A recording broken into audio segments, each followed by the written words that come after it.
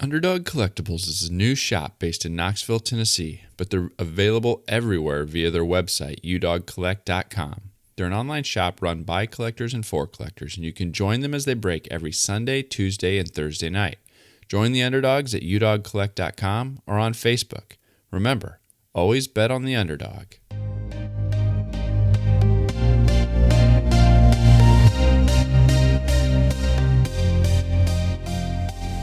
You're listening to the WaxPackHero Sports Card Minute, a podcast where we discuss both the hobby and business sides of collecting. I'm your host, Mike Summer, and I want to help you buy, sell, and trade your way into a collection you'll love.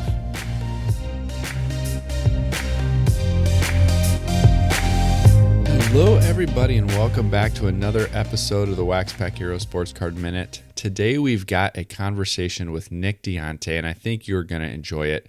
I first met Nick through Twitter, actually, just some of the interaction that we had via Twitter.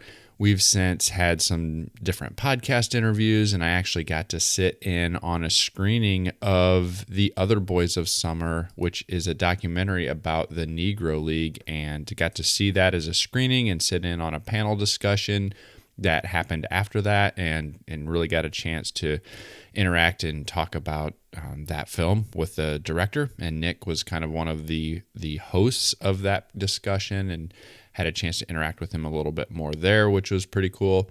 Anyway, I thought he would be a great person to come onto the show and talk a little bit about his collecting background, his writing background, and what it's like being a teacher in New York City in the midst of all of the COVID-19 stuff going on. And so without further ado, we'll go ahead and run the conversation with Nick. Today we've got Nick Diunte, and he is better known as @ExaminedBaseball on Twitter. You may have also seen some of the other videos that he does, the Baseball Happenings podcast. He's a card collector. He's also a content creator. And so I wanted to bring him on the show today just to talk a little bit about what's going on and his involvement in the hobby. So welcome, Nick. Yo, thanks for having me, man. I really appreciate being here. How's things going so far out there? You know, we're in New York City. We're kind of in the epicenter of everything. And, we're slowly starting to recover. And, we're doing all this while we're waiting for baseball to come back. So, we got an eye on everything that's going on here. And hopefully we can get back on the field sooner than later in many different forms. If I'm not mistaken, you are a teacher as your day job. So how did things go to kind of close out the school year? Well, we still have about another week and a half. And, that's been interesting with remote learning. And we're trying to manage the challenges in one of the largest school systems in the country. And, so doing all of that has been challenging. And we're still trying to tie up loose ends with students who haven't finished up their work for a variety of reasons to hopefully, get them on to the next grade or to graduate. And, we're going from, there with the school end. And it was tough because the seasons got abruptly disrupted. All the spring seasons, got shut down after 2 weeks. So, if you were a baseball player here in the city, you didn't really get to get on the field, or you got on the field for a scrimmage or two, and that was about it. When it comes to collecting, I'd love to hear a little bit about your collecting background. Sure. So I got started in the mid-late 80s, like a lot of other people that are, in our age range. And so I think I first remember getting like 87 Donruss 87 tops, and Beckett was big, and it was like collect baseball cards. And like every other kid that loved baseball, that's what I collected. And you collected with the season. So when the seasons changed, you picked up basketball and football and even a little bit of hockey, because that was what you were supposed to do. So I got into collecting like a lot of other people that are in their like late 30s, early 40s, and I stuck with it. And then the autographs came around that time too, and writing to players in the mail. And I had a middle school teacher who would take us up to Cooperstown here from New York City, and we'd go once a year. And then that opened my eyes up, and he was a big autograph collector, and, kind of gave me a push on how to, write to guys in the mail and buying Jack Smalling's book. And that really kind of, pushed my passion. I really enjoyed writing to the players, and I got lucky. I got on with the Negro League players, around 93, 94, and writing to them. And that really opened up my eyes to it. And I've had some, very interesting experience over the last, 25 years writing to players, and, ultimately speaking to them and meeting with them in person and things like that over, a letter in the mail. How old were you when that first connection started to happen? Were you When in, you was that junior high, high school age? So yeah, that was about junior high when I started to really kind of write to players. I would say, yeah, like 12, 13, 14. I got lucky. My mom had a hookup at work, so she was able to get some stuff metered out and postage. So that made it a lot easier, for me to send stuff in the mail. So it was fun, and the little bit of money I picked up, shoveling snow and what have you. I would send $3, $5 to some of the Negro League players, and that really went a long way. At the time, for those guys who really got nothing off their baseball career financially per se. And so, I get really great letters back and signed, and it was fun. You said you started going to Cooperstown, in that same time frame, and you being from New York, I know Cooperstown's not exactly close to New York City, Right. but how many times have you actually been there now? I went there twice, and it was those 2 years with school. I just haven't gotten a kick in the behind to make that 4-hour ride, up to Cooperstown. And it was very special. And it was really a cool thing to see. We had kids of all backgrounds get on this trip. We'd save money. They'd charter a bus for us to go up there. And again, we're regular public school. So I guess the school maybe had a little extra money. And I don't know what it was, 10, $20 at the time, maybe to go.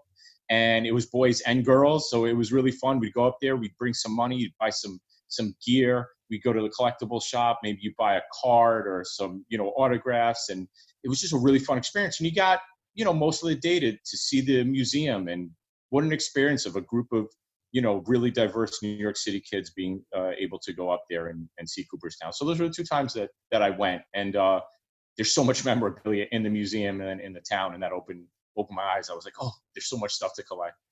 Yeah, it's a place that I had always wanted to go growing up, but growing up in Central Illinois, it's a real hike to upstate New York to go check it out. But I spent about 2 to 2.5 years on an assignment up in Toronto. And while I was there, I said, I'm going to make it now. I'm going to take that trip now. I'm as close as I'm probably ever going to be. So I spent a weekend and went down to Cooperstown while I was up, living in Toronto and made the trip. And it was neat. I'm glad I got a chance to see it. Had a whole day at the museum, got to go to some of the microbrews. I went right after Ron Santo had made it in. And so as a Cubs fan, that was cool to be able to see his stuff there. Picked up a couple Ron Santo cards at the local card shops and that type of thing. And so, yeah, it was a pretty neat experience. You mentioned the cards, those Hall of Fame postcards. That's what I started getting signed, right? Okay. And so that also opened up a bit of it too. You'd go up there and you'd buy a bunch, and at the time you still could mail them out to guys and get them for free, in the mail. And that was exciting to see these come back. Buck Leonard, Bob Lemon, Phil Rizzuto.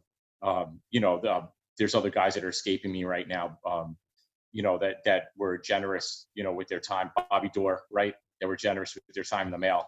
And that was fun. And that drove the autograph collecting part of it. What do you collect now?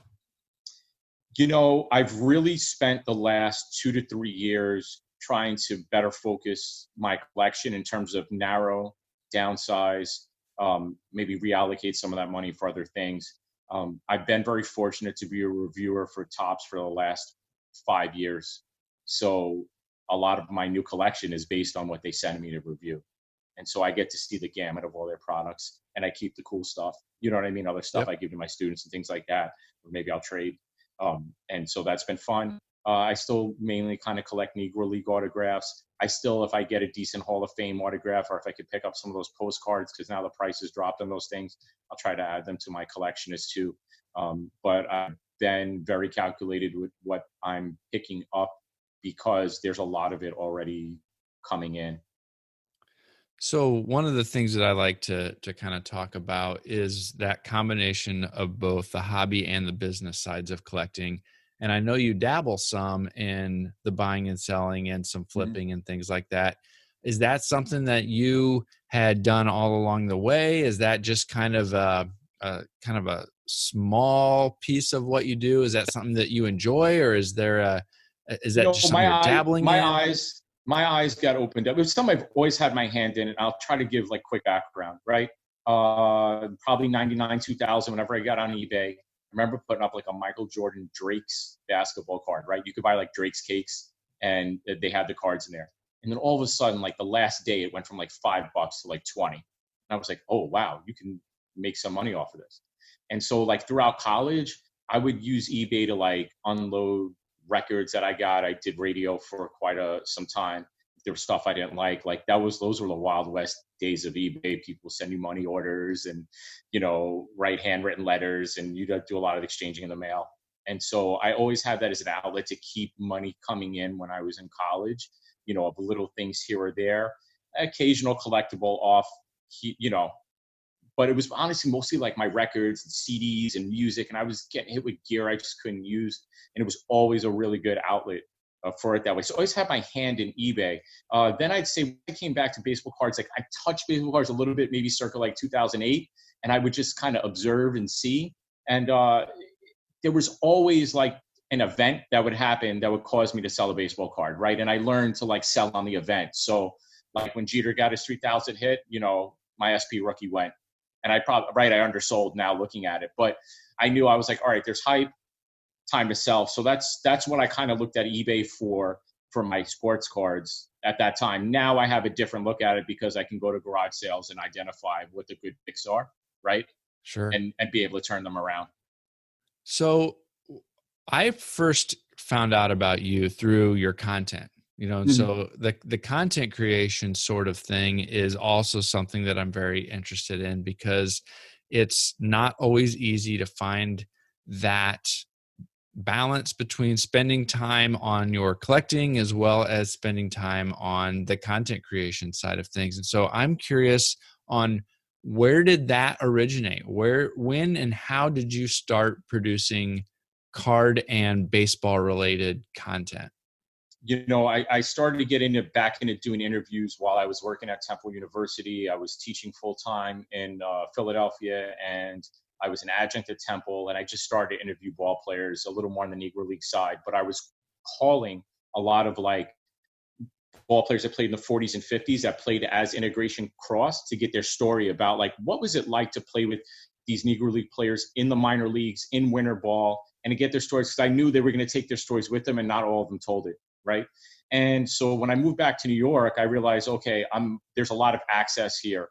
So I started my own website, and I did the best with the writing I could. Looking back now, my writing's like cringeworthy, from 2008 or so, right? I've really made strides as a writer. And, it would get me access to events. So I'd have to write up events, and there was a lot going on in New York City. You had the bat dinner, the alumni dinner. There's a lot of like charity dinners that would originate in New York City, but that also gave me access to the players. And it just went from there. So if I wasn't doing interviews in person, I would call people on the phone, record the interviews, and I would use some of that for my site. I'm still kind of working on a book, which is hard, but balancing all of that is tough, right? We have our 9 to 5 responsibilities. If I coach, I'm not coming home till 7, 8 o'clock at night. It ebbs and flows. Some weeks I'll put out 2, 3 articles, and then I might go 2 weeks without writing something. It is very challenging to keep up the content, especially if you watch like guys like Gary Vee, and he's like, content. If it's not your A job, it is really difficult to stay on top of the content needed to go in people's faces enough that where you're in your ear. And I've really tried to go for more of a quality over quantity approach, because that's what I have available. How did your connection to Forbes happen? Sure. So I want to spend a special shout out to Howard Medgall, who is a very prominent WNBA writer. And Howard, got me in touch with his editor at Forbes. What happened was, one of the sites I was writing for, the Sports Post, closed down. I think this was a little over a year ago. And I was set to cover the AVP, that's the Pro Beach Volleyball Tour here. And I'm really good with the media people there. And they're like, Nick, we love you, but you need an outlet. And I was stuck, and I saw Forbes really had no volleyball coverage. And so he got me in touch with the editor. I showed him my past work. And some of the work that I've had published in like major papers, things like that. And they're like, oh, look, we like what you do. Let's see how it rolls. And so they've given me leeway to write about baseball culture, which involves the collecting, and professional volleyball. So that's how I got in with Forbes. And that was it was a year ago. So what do you teach English? Is that I'm a physical education teacher. So Okay. English is not my foray, and I've really had to do a lot of learning online. And there are some tremendous resources, just for basic grammar tips. And I've learned to use some editors. And I've had friends that have helped along the way with editing to get me to spot things. And I think every year I'm making progress, as a writer, but that has been challenging. And that's why I go back and say my articles from like 2008, 2009 were definitely like not at the level they are now. Is your content, your quote unquote content life, is that something your students are aware of? Or do you use your content as a lesson or as an inspiration, or do you attempt to use those things as an inspiration for your students? Excellent question. So I'll try to get you on a few fronts. I'm fortunate enough where our school offers elective courses, and every other year, I usually rotate between teaching a required health class or an elective course. And so right now I'm teaching an elective sports journalism course. So I take the little stuff I know. We have a blog for our school's website, and I try to ease them into sports writing. We do it in small groups, and they get into individual stuff, and that's been fun. And some kids really have taken to it, and they've become little reporters in the school, and maybe they'll write articles on the team. So that's how I've connected that. I've had some kids step to me, like this year I had a kid was like, I read your article on Forbes. It was pretty good. And so I thought that was cool that like he came up to me and said that. And, other students are like, Coach, let me know when the book comes. Like, so that has been exciting to be able to share that with them. A few years ago, I wrote a story on a pitcher by the name of Mark Brownson. I think he died in his early 40s, drug overdose. I was able to get in contact with his ex-wife, and she gave me the only interview, and it was a really interview, and it went into his struggles with drugs and their marriage. And I sent it around to my students and my parents, and they were like, wow, that was a really powerful piece. And it was just more of like, look, kids are experimenting with a lot of drugs. I don't want to say at my school, I mean, just in general, right, with vaping and things like that going on, and, casual drug use of prescribed medicines. And I thought it was important to see how he got hooked on opiates, which eventually led to his death. And it started from him taking painkillers as a Major League Baseball player, and then he wound up with a heroin addiction. And, I don't want kids to fall in that trap because it's something that they do recreationally. So I thought, like, here's a great example of someone who's a pro athlete who derailed, his life, marriage, and career. And I got some really good feedback from, my colleagues and students and parents over that.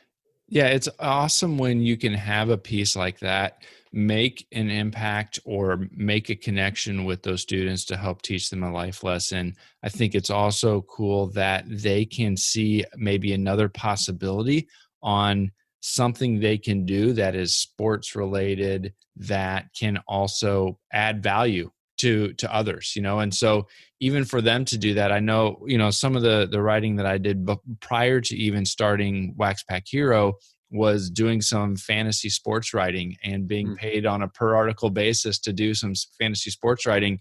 And one of my sister-in-law is a teacher, and she would tell some of her students, hey, you like sports, writing matters because here's something that you can do. My brother-in-law gets paid as a side deal to be able to write about sports and write about these things that he likes. And so it's neat that you can show people and you can show these other students other possibilities than maybe the stereotypical thing that they think about when they think about English or writing. I try to put that in their heads because even if they don't do some freelance sports writing, the skill transfers over to press releases. It transfers over to cover letter writing. It transfers over to, doing maybe some PR work. You don't know what position life is going to put you in, and you need to be able to call on these skills. And for some of the kids, they might see it as an outlet. Like, hey, maybe I could do this full or part-time.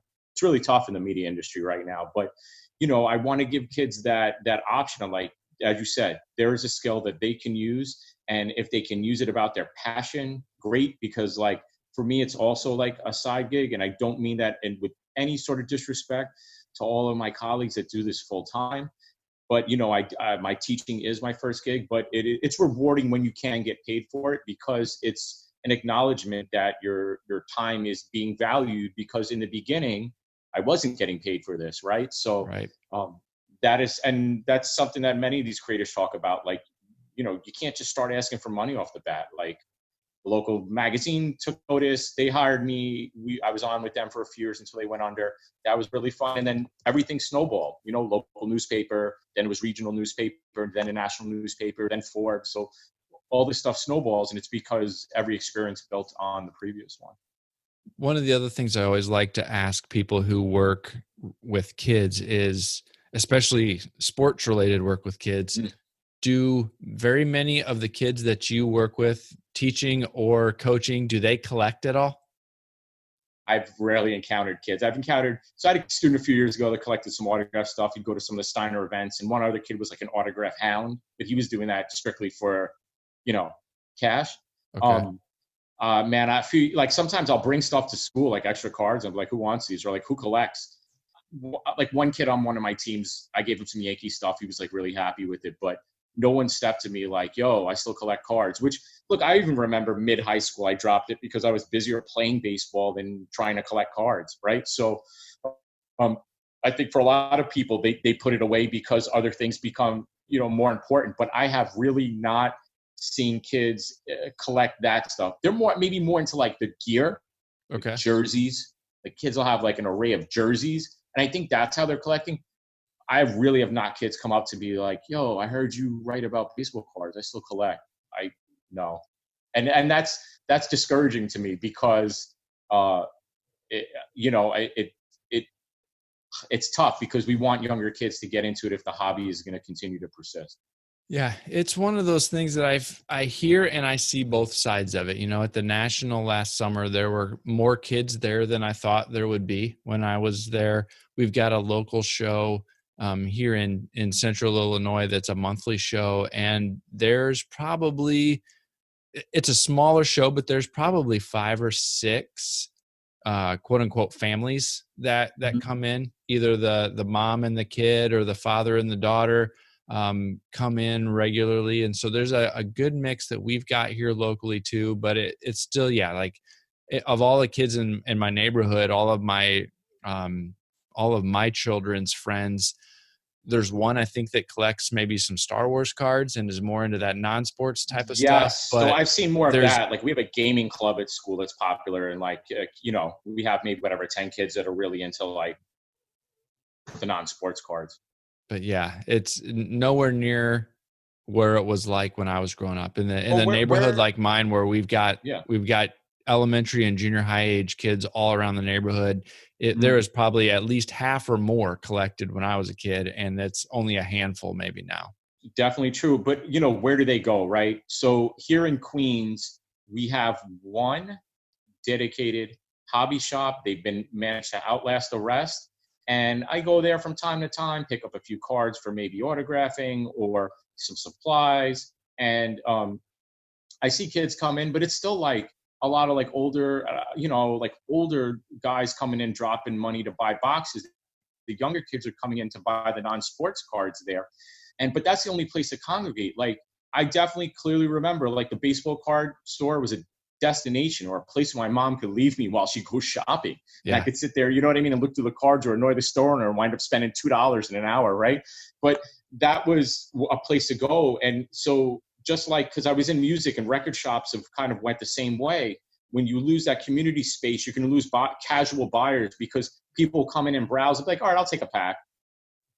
And you don't get that same experience going to Target or Walmart. And shoot, right now you go to Target or Walmart, there is no cards because people are going in there and cleaning the shelves for, profit reasons. And I understand it. Do I wholeheartedly agree with it? I'm like, you could leave a few boxes behind, Right.